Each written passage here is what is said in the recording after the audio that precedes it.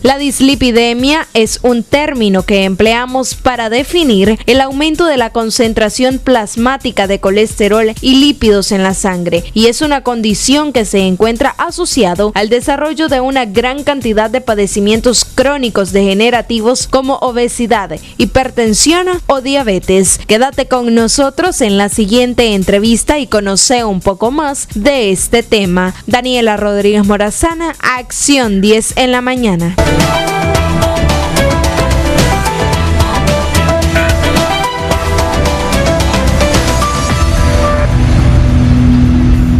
Bien amigos, llegamos a nuestro segmento La Consulta con el especialista. Ya se encuentra con nosotros el doctor Ricardo Caballero. Muy buenos días, doctor. Gracias por acompañarnos una vez más en su revista Acción 10 en la mañana. Y ese es precisamente el tema que abordaremos en este segmento, dislipidemia. Iniciemos hablando qué es y cuáles son las causas, doctor, para aclarar. Claro que sí. Buenos días, Daniela. Buenos días a todas aquellas personas que nos están viendo a través de su segmento Acción 10 en la mañana. Siempre agradeciendo a Dios por otro día más de vida. Y bueno, el término dislipidemia también se puede encontrar como hipertriglicemia o hipercolesterolemia o dislipemia. El término como tal, esta palabra puede ser tanto una enfermedad como un signo de la enfermedad. En sí, la dislipemia o la dislipidemia es más que todo el aumento de grasa en la sangre. Cuando nos referimos a grasa en la sangre, estamos hablando de las sustancias como el colesterol y el triglicérido. Muchas personas se han preguntado que existe, cuando han escuchado del colesterol bueno y el colesterol malo. Bueno, vamos a hablar un poco de eso. El colesterol bueno es aquel colesterol de alta densidad que en los exámenes de laboratorio sale como colesterol HDL. Y el colesterol malo, que es el de baja intensidad, es el que sale en los exámenes de laboratorio como colesterol LDL.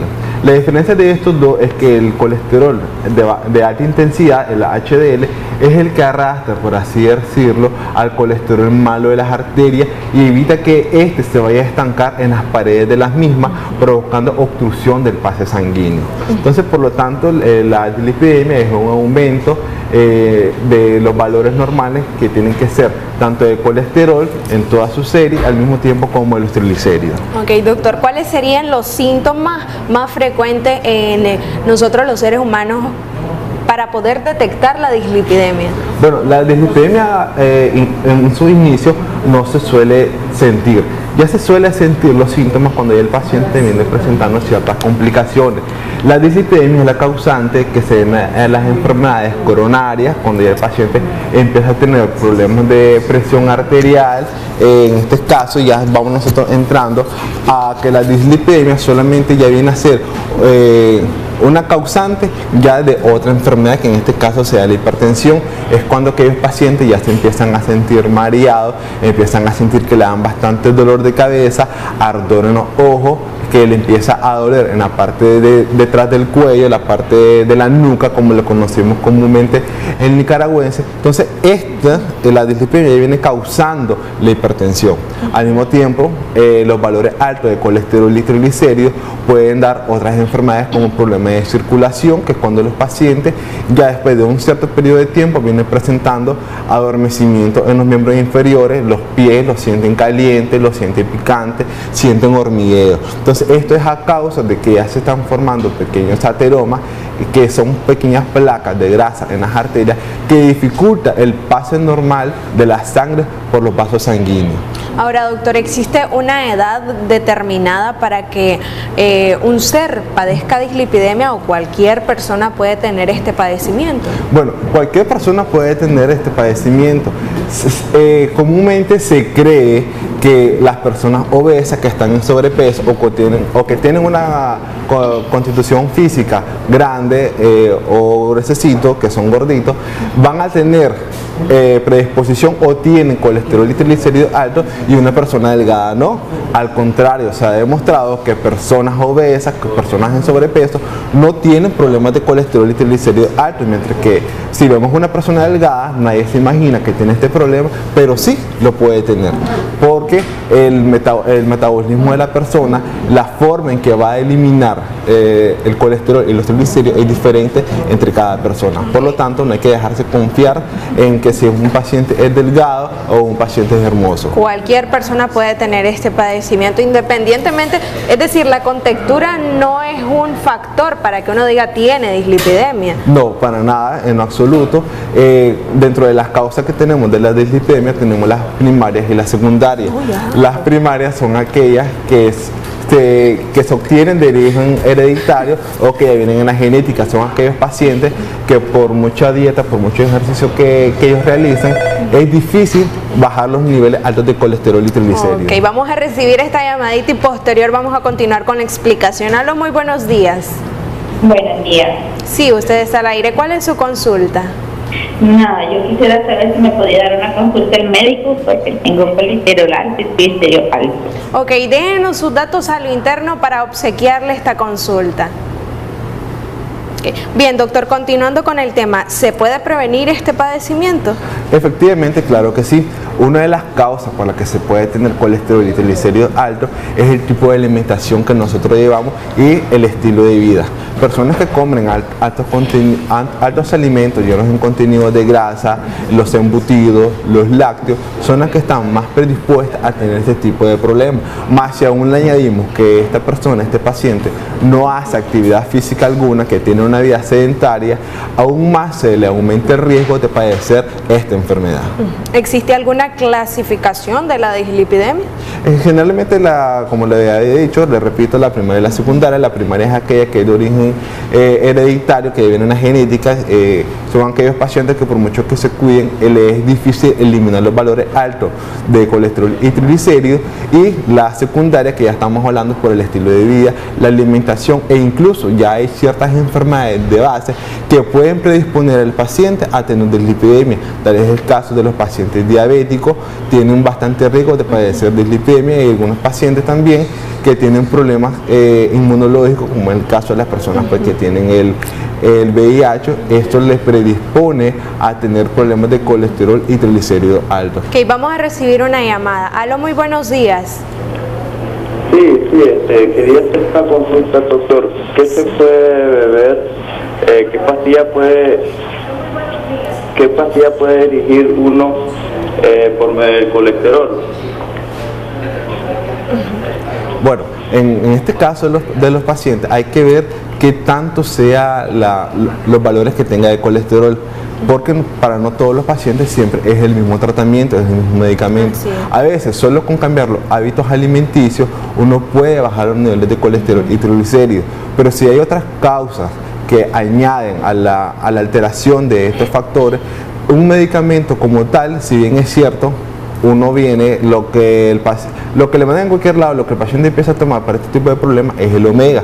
Pero si bien es cierto, el omega le va a ayudar, pero no es mucho, porque puede que sea otra causa, otra enfermedad, un paciente que tenga altos niveles de azúcar en sangre, sí, el omega le va a ayudar, pero no le está llegando al punto, a la raíz del por qué el paciente tiene este problema. Ok, doctor. ¿La glucemia en ayunas se podría decir que es una de las causas secundarias de la dislipidemia? Pues ya los pacientes diagnosticados que tienen una diabetes mal controlada, es decir, que sus niveles de glucosa, por muy que estén diagnosticados y estén tomando su tratamiento, siempre los niveles de glucosa están altos, ellos tienen problemas de padecer dislipidemia, de colesterol y triglicéridos altos, ya que al tener diabetes le dificulta al organismo trasladar como se debe hacer correctamente esta lipoproteína, que es colesterol, y por lo tanto se comienza a estancar en las arterias, empieza a acumularse acúmulos de grasa, valga la redundancia, son estos ateromas, y es cuando el paciente ya debuta con otra enfermedad que se llama aterosclerosis. Ok, vamos a recibir una llamadita. Aló, muy buenos días. Sí, buenos días. Sí, usted está al aire. ¿Cuál es su consulta? Mi consulta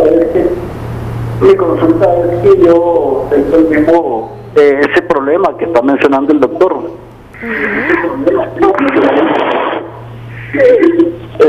Y entonces pues, me entume los pies, manejo moto, y entonces las manos se me entumen. Si salgo a correr por la madrugada, paso tranquilo unos 3 a 4 días y después me vuelve al problema. Pues me gustaría una consulta con el doctor. Ok. Déjenos sus datos a lo interno para obsequiarle la consulta con el doctor. Ok, doctor, continuando. Cuando un paciente tiene dislipidemia, ¿es posible curar este trastorno o simplemente se puede tratar, o sea, mantenerlo? Claro que sí, este es un trastorno que se puede curar fácilmente siempre y cuando tengamos las causas. ¿Qué es lo que pasa? Que muchos de los pacientes se empiezan a someter a los tratamientos, pero aún así no cambian sus hábitos alimenticios. Aquí la alimentación tiene mucho hincapié, tiene mucho que ver con este trastorno. De nada le sirve mandarle al paciente X cantidad de medicamentos que lo esté tomando en casa cuando el paciente, la persona, no está llevando una adecuada alimentación. Entonces, si bien es cierto, los niveles van a bajar, pero se le vuelven a subir porque el paciente no cambia los hábitos alimenticios. Va que todo el tratamiento, su tratamiento que se le manda de base, la alimentación sana y actividad física, por lo menos caminar.